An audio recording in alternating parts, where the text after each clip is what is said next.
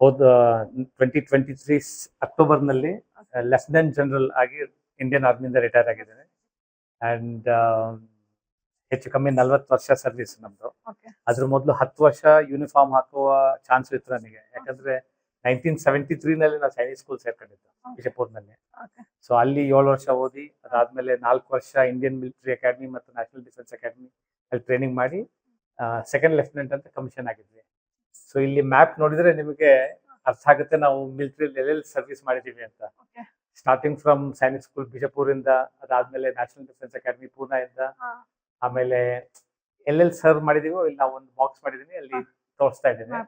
ಇವೆಲ್ಲ ಕಾಶ್ಮೀರ್ ನೋಡವು, ಒಂದು 7-8 ಕಡೆ ನಾನು ಕಾಶ್ಮೀರ ಸರ್ವ್ ಮಾಡಿದ್ದೀನಿ. ಇವೆಲ್ಲ ಡೆಲ್ಲಿ, ನಾಸಿಕ್, ಆಗ್ರಾ, ಪಂಜಾಬ್, ರಾಜಸ್ಥಾನ, ಪ್ಲಸ್ ಫಾರಿನ್ ಅಲ್ಲೂ ನನಗೆ ಸರ್ವಿಸ್ ಮಾಡುವ ಚಾನ್ಸ್ ಇತ್ತು. ನಾನು ಲಂಡನ್ ಅಲ್ಲಿ 1 ವರ್ಷ ಇದ್ದೆ.